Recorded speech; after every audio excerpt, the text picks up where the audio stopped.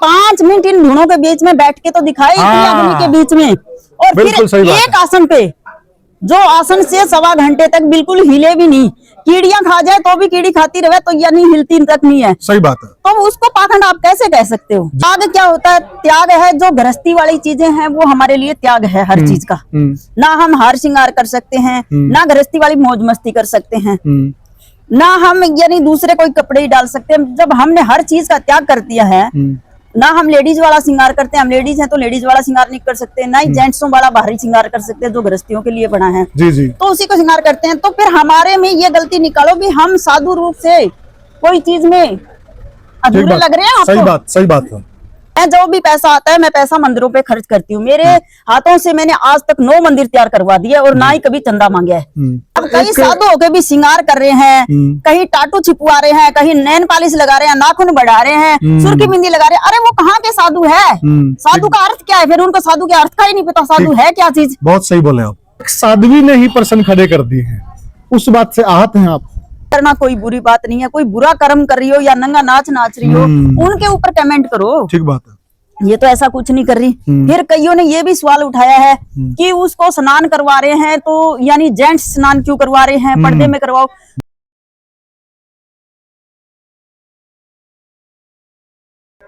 नमस्कार साथियों, मैं हूं आपका होस्ट कुलदीप सिंह पुनिया और मैं लेकर चलता हूं आपको धार्मिक दुनिया।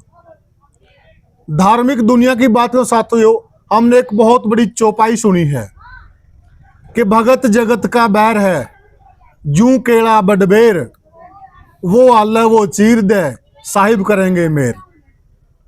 और ये बात आज से 1000 साल पहले भी सत्य थी और आज भी उतनी ही सत्य है। जमाना बदल गया पर यह कहावत जितनी लागू उस वक्त भी होती थी, आज भी यह कहावत उतनी ही लागू है। और इसका जीता जागता प्रमाण हमारे सामने बैठे हैं। आप देख रहे हैं साध्वी कंचन नाथ जी बहुत लंबे समय से गांव ढाकल के अंदर तपस्या कर रहे हैं। और तपस्या करना हमने तो कहीं पढ़ा नहीं कि तपस्या करना भी गलत है।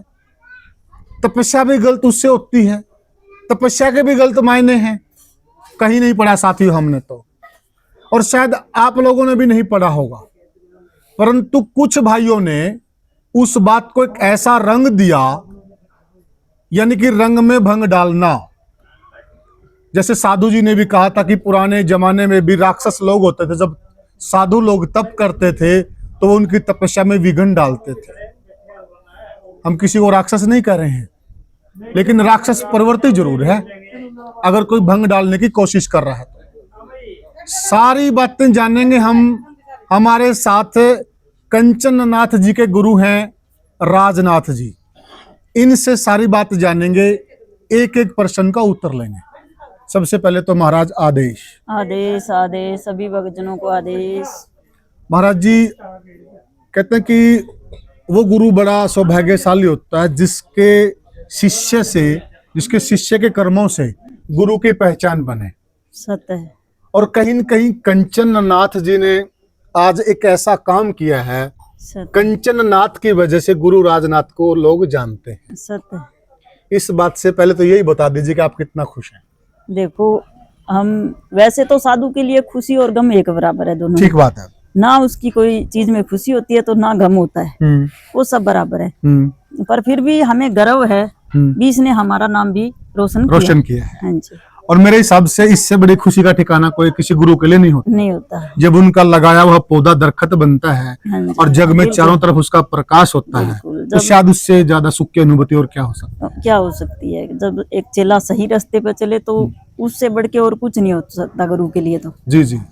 लेकिन दुर्भाग्य कहिए या कुछ लोगों की सोच कहिए, क्योंकि हम तो ये सुनते आ रहे हैं कि जिस जगह पे ऋषि मुनि तप करें वो भूमि पावन हो जाती है। सत्य है, ये बिल्कुल। वो नगरी पावन हो जाती है। सत्य है। वह नगरी काशी हो जाती है। सत्य है। परंतु लोग कुछ और ही मायने बना रहे हैं। अब वो तो अपने अपनी सोच, अपना अपना विचार, उनकी सोच को तो हम नहीं बदल सकते। पर हम यही कहेंगे, देखो हमेशा से ही ऋषि मुनि तपते आए हैं। हाँ, दुर्वासा ऋषि थे। दुर्वासा ऋषि यानी ऐसे तप पे बैठ गए कि उनके ऊपर मिट्टी वो लगी थी, बम्बी बन गई थी। खून आया जब वो डर के भागी थी भी, तो यानी हर तरह से सदा से ही यानी भगत और जगत का बैर भी है। और शिव के बिना साधक अधूरा, साधक के बिना शिव अधूरा, ना भक्तों के बिना काम भी नहीं चलता साधु का। तो जी जी ठीक बात है। अकेला साधु बैठा भी क्या करेगा जब भगत ही ना होंगे। भगत ही नहीं होंगे। हाँ हाँ जी। जी। तो एक, हाँ बोलिए आप। पर हर तरह के होते हैं, चलो उस चीज का हमें तो कोई ना गिला है ना शिकवा है, चलो सब तरह की होती है दुनिया। अच्छा चलिए, मतलब कहते ना कोई अधूरा होता है, कोई अज्ञानी होता है, वह प्रश्न उठाए, चलो कोई बात नहीं। हाँ जी। एक साध्वी ने ही प्रश्न खड़े कर दिए हैं, उस बात से आहत हैं आप? देखो भाई, चलो हम तो किसी की बुराई नहीं करते, कोई चाहे कैसा ही हो, चलो हो सकता है हम उनसे बुरे हो, वो हमारे से अच्छे हो, हम किसी की बुराई नहीं करना चाहेंगे। वो चाहे हमारी लाख बुराई करे पर हम नहीं कहेंगे किसी कहावत भी है, गुरु ब्राह्मण संत ये बिसराने के नहीं होते हैं। हाँ, गौ ब्राह्मण और साधु संत की निंदा करना एक पाप बहुत बड़ा पाप है। पर हम तो किसी की पर वो निंदा कर रहे हैं आप लोगों को। चलो करते हैं तो अच्छी बात है, हमारा तो पाप ही धुलेगा, हमारे लिए अच्छा है, ये चीज भी अच्छी है। तो ये आपका बड़प्पन है, कहीं न कहीं ये महानता है। वो निंदा कर रहे हैं, आप उनके भी अच्छे होने की कामना कर रहे हैं। चलो फिर भी हम तो यूं कहते हैं, उन्हें परमात्मा सद्बुद्धि दे और उनके लिए अच्छा ही रहे, हम फिर भी बुरा नहीं करेंगे। उन्होंने एक प्रश्न उठाया कि जो कंचन नाथ जी हैं उनकी उम्र कम है। हाँ जी। और जो राजनाथ जी हैं उनकी उम्र है, उनका तजुर्बा भी अनुभव है। हाँ जी। उनको तो रोकना चाहिए, उनको तपस्या करने से। देखो, अगर बच्चा कोई अच्छा काम कर रहा है और उसके लिए वो जिद करता है तो गुरु का कर्म होता है उसका कर्म करवाना। और जो छोटी उम्र में रह के जो तपस्या वगैरह कर सकते हैं वही आज सफल होता है, वही सिद्ध पुरुष बनता है जो स्टार्टिंग से बचपन से ही तपस्याओं में लग जाए। अब हमारी उम्र बुढ़ापे की आ रही है, हम अगर अब तपस्या करने चाहेंगे तो इसकी तरह हम तपस्या थोड़ी ना कर देंगे। ठीक बात है। तपस्या तो इन्हीं की उम्र है अब करने की। और तपस्या करना बुरी बात भी तो नहीं है ना। तपस्या करना कोई बुरी बात नहीं है, कोई बुरा कर्म कर रही हो या नंगा नाच नाच रही हो उनके ऊपर कमेंट करो। ठीक बात है। ये तो ऐसा कुछ नहीं कर रही। फिर कईयों ने ये भी सवाल उठाया है कि उसको स्नान करवा रहे हैं तो यानी जेंट्स स्नान क्यों करवा रहे हैं, पर्दे में करवाओ। तो ये स्नान कोई वो स्नान नहीं है, कपड़ों के ऊपर से स्नान होता है, वो जल डालते हैं। मैंने वीडियो बनाई आज, मैंने देखा। हाँ जी। वो स्नान वो नहीं है कि पर्दे के अंदर करवाया जाए। और फिर हमारा साधुओं का स्नान लेडीज नहीं करवाती, जेंट्स ही करवाते हैं ना। फिर कपड़ों के अंदर, कपड़ों में तो गंगा मैया में भी तो नहाते हैं लोग, मैया भी नहाती है। बिल्कुल ठीक है। तो इसमें तो कोई गलत हो तो आप लोग भी हमें बताओ भी ये चीज गलत है। देखिए साथियों, साक्षात को प्रमाण की जरूरत नहीं होती है। मैं मौजूद था और जिस वक्त वो स्नान की क्रिया चल रही थी मैंने वीडियो बनाया है, और वो वीडियो आप देख लीजिए।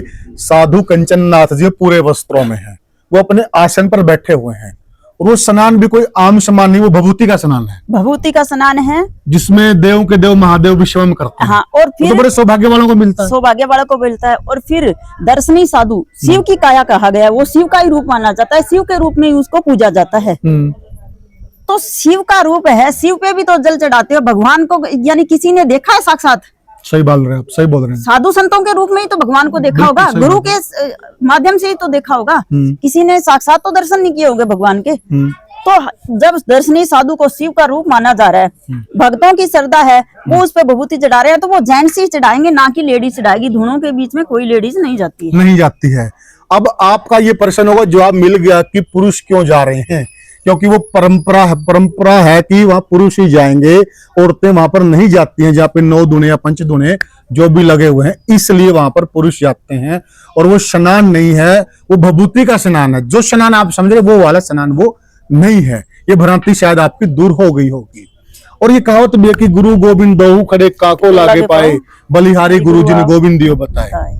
तो गुरु का दर्जा तो हमेशा ही ऊपर रहा है, ऊपर है। गरुड़ ब्रह्मा गुरु विष्णु गुरु देव महेश्वराय, गुरु साक्षात परम ब्रह्म तस्मै श्री गुरुवे नमः। जी बिल्कुल।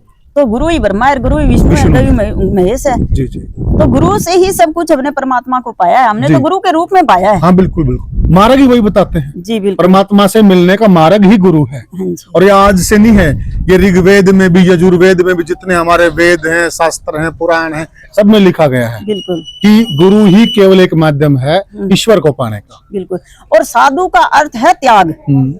तो त्याग क्या होता है? त्याग है जो गृहस्थी वाली चीजें हैं, वो हमारे लिए त्याग है हर चीज का। ना हम हार श्रृंगार कर सकते हैं, ना गृहस्थी वाली मौज मस्ती कर सकते हैं, ना हम यानी दूसरे कोई कपड़े ही डाल सकते हैं। जब हमने हर चीज का त्याग कर दिया है, ना हम लेडीज वाला श्रृंगार करते हैं, हम लेडीज हैं तो लेडीज वाला श्रृंगार नहीं कर सकते, ना ही जेंट्सों वाला बाहरी श्रृंगार कर सकते जो गृहस्थियों के लिए बना है। जी जी। तो उसी को श्रृंगार करते हैं। तो फिर हमारे में ये गलती निकालो भी हम साधु रूप से कोई चीज में अधूरे लग रहे हैं आपको? सही बात है।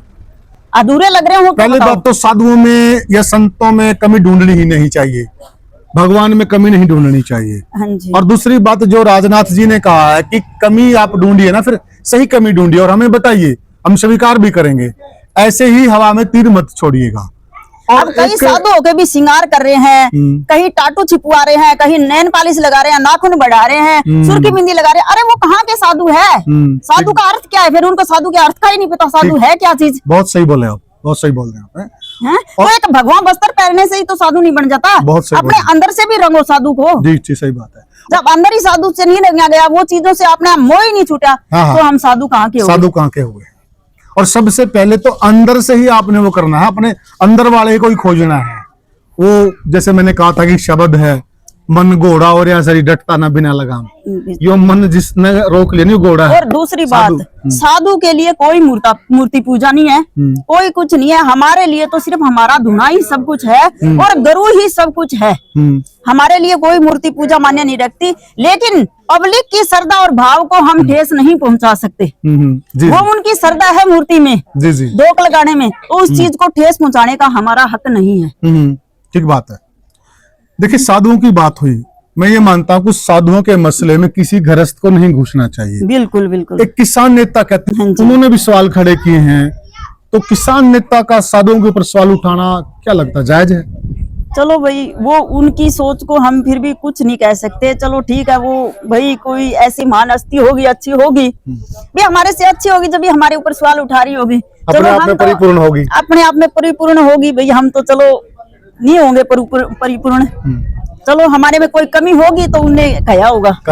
चल हम तो अपनी कमी मानते हैं। अच्छा, ये भी आपका बड़प्पन है कि आप उनकी भी निंदा नहीं कर रहे हैं। और असलियत में साधु का रूप यही होता है, साधु नम्र होता है। साधु मतलब शील, साधु का दूसरा नाम होता है शील। और ये शीलता का उदाहरण दिया राजनाथ जी ने। लोग इनकी बुराई कर रहे हैं, इन पे आक्षेप लगा रहे हैं, इन्होंने नहीं लगाया। एक कह रहे कि आप झाड़ फूक कर रहे हैं, कि लोग आते हैं आप उनको झाड़ा लगा रहे हैं। झाड़ा लगाना गलत है, इसके लिए क्या कहेंगे? झाड़ा लगाना कोई गलत नहीं है, साधुओं की हमेशा से परंपरा चली आ रही है झाड़ा। और ये होती है एक भक्तों की श्रद्धा। भक्तों की श्रद्धा है कि वो झाड़े से वो ऐसे करेंगे तो हम, यानी हमें आशीर्वाद मिल गया, ठीक हो गया। वो एक श्रद्धा है, उनकी भावना है। तो उस भावना को अगर हम ठेस पहुंचाएंगे ना, तो भगत भी निराश होके जाएंगे। और आप पाप के अधिकारी भी। बिल्कुल बिल्कुल, हम पाप के अधिकारी बनेंगे। वो अगर निराश होंगे तो हम पाप के अधिकारी बनेंगे। तो उनकी भावना को हम ठेस नहीं पहुंचा रहे। फिर रही पाखंड वाली बात, पाखंड तो वो है, अगर हम सियाणों की तरह ना डाला के पूछा देख रहे होते, वो तो कहते भी पाखंड है। हम इन चीजों के खिलाफ हैं, ये चीजें हम ना ही करते हैं। झाड़ा हमारी परंपरा में रहा, झाड़ू तो हमारी, झाड़ा और धागा देना हमारी परंपरा में हमेशा से है। ठीक बात है। और हाँ, आप ये भी बोलते हैं कि भाई हमने झाड़ा लगा दिया, आप डॉक्टर के पास भी जाइए, इलाज भी कराइए। बिल्कुल। डॉक्टर यूं होता है कि भगवान तो एक माध्यम होता है, और यानी कोई बीमारी है वो तो डॉक्टर से ही ठीक होगी। वो तो सिर्फ उसकी श्रद्धा थी, हमने झाड़ा लगा दिया, लेकिन डॉक्टर तो के पास तो फिर भी जाना पड़ेगा। डॉक्टरी बीमारी है तो डॉक्टर के पास जाना ही पड़ेगा। जी, और आप बोलते भी हो उनके? बिल्कुल बोलते हैं। हमने अपनी ड्यूटी कर दी, अब आप डॉक्टर के पास भी जाना। बिल्कुल, जो डॉक्टरी इलाज है वो भी करो, वो तो डॉक्टर से ही होगा। जो डॉक्टरी इलाज है वो डॉक्टर से ही होगा। जी जी जी। एक पैसे के लिए कह रहे हैं कि पैसे इकट्ठे कर रहे हैं, वो तो देखो भी, ना तो हम किसी से मांगते हैं, किसी के मुख से कहला दो भी हमने मांगा है पैसा। पहली बात मांगते नहीं है। दूसरी बात, वो श्रद्धा से चढ़ाते हैं, पूजा के रूप में चढ़ाते हैं। तो उस पैसे को हम मंदिरों में और साधुओं के यानी बांटने में, उसी चीज में खर्चा करते हैं, ना कि हम अपनी अयाशियों में खर्च करते हैं। जी।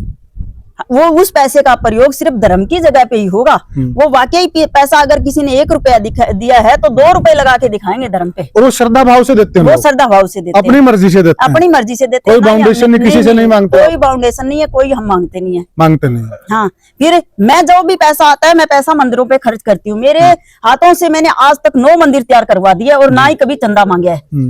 जो मेरे पास पैसा आता है उसी पैसे से मैं सारा मंदिर पे खर्च करती हूँ। तो साथियों, ये कब है आपका भंडारा, वो भी बता दीजिए। ये अपना भंडारा 13 तारीख को है। और सभी गांव राम मेरा बहुत सहयोग कर रहा है। गांव राम की तरफ से मैं बहुत खुश हूँ। और सभी से अपील है कि भंडारा में ज्यादा से ज्यादा संख्या में आए और शांति बनाए रखे। जी। और फिर उसके बाद 15 तारीख को ब्राह्मणवाड़ा गांव में जो कंचननाथ का स्थान है उस स्थान पे जागरण का कार्यक्रम होगा 15 तारीख को। और काफी महिलाएं आ रही हैं, वो कीर्तन कर रही हैं, लोगों ने कीर्तन में भी कमी ढूंढी है, उसके लिए भी एक लास्ट क्वेश्चन है। देखो, कीर्तन करना कोई बुरी बात नहीं है, लेकिन मीडिया वाले उस कीर्तन को एक अलग रूप देके अगर मीडिया पे डाल रहे हैं वो चीजें गलत है। कीर्तन करना तो गलत नहीं है, ये तो परमात्मा का ही नाम ले रही है कोई, यानी गलत चीजें तो नहीं, ना ही कोई यहाँ फिल्मी गाने चल रहे हैं, ना ही कोई ऐसी वैसी चीजें चल रही है। और फिर बैठी बैठी औरतें अकेले अगर खाली बैठी होगी तो वो चर्चा चुगली में लग जाएगी। इससे अच्छा है वो भजन कर रही है तो कम से कम परमात्मा को नाम तो ले रही है। हाँ, भजन कीर्तन कर रही है। तो साथियों, हमने बात की जो कंचननाथ जी की गुरु हैं राजनाथ जी, हमने इनसे पूछे, जरूरी सवाल थे, मैंने पूछे हैं और जरूरी सवाल का एक एक जवाब दिया है। मैंने डंके की चोट पर पूछा और इन्होंने बेबाकी से जवाब दिया। फिर भी अगर कोई सवाल रह गया हो तो आप कमेंट सेक्शन में लिख दीजिएगा। दूसरी बात, मेरे हिसाब से इन्होंने सब कह दिया है। दोष आपकी नजरों में हो सकता है। अब कुछ लोग तो बाबाओं में भी ग्लैमर ढूंढते हैं, वो बाबाओं का दोष नहीं, वो उनकी नजरों का दोष है। यहां पर कंचननाथ जी तपस्या कर रहे हैं ईश्वर को पाने के लिए, जगत के कल्याण के लिए, और लोग इसमें भी कमियां ढूंढ रहे हैं, तो उनका ईश्वर ही भला करे। ऐसा इसको तो अभी तक ये भी नहीं पता, भारी दुनिया के बारे में पता ही नहीं है। बिल्कुल सही बात है, इसको तो कुछ पता ही नहीं है, इन चीजों का ज्ञान ही नहीं है। बाहरी दुनिया में या ना गृहस्थियों के बीच में रही है, ना इसको कोई ज्ञान है, तो इसको ना लोभ है ना लालच है, तो ये कहाँ का पाखंड कर रही है, ये तो बताओ। सही बात है, सही बात है। पाखंड कोई फिर 5 मिनट इन धुनों के बीच में बैठ के तो दिखाए, अग्नि के बीच में, और फिर एक आसन पे, जो आसन से 1.25 घंटे तक बिल्कुल हिले भी नहीं, कीड़ियां खा जाए तो भी कीड़ी खाती रहे तो यानी हिलती तक नहीं है। सही बात है। तो उसको पाखंड आप कैसे कह सकते हो? जी जी। तो साथियों, जो पाखंड की बात है उसका जवाब दिया, और जिनको पाखंड लगता है वो जरा एक बार बैठ के देखें, ये भी चैलेंज है, तब पता लग जाएगा कि ये पाखंड है कि भक्ति की तपस्या है। तो आपको हमारी चर्चा कैसी लगी हमें कमेंट सेक्शन में जरूर बताइएगा, और वीडियो को ज्यादा से ज्यादा शेयर कीजिएगा और चैनल को सब्सक्राइब कीजिएगा। फिर मिलेंगे किसी और वीडियो में, तब तक के लिए राम राम। आदेश।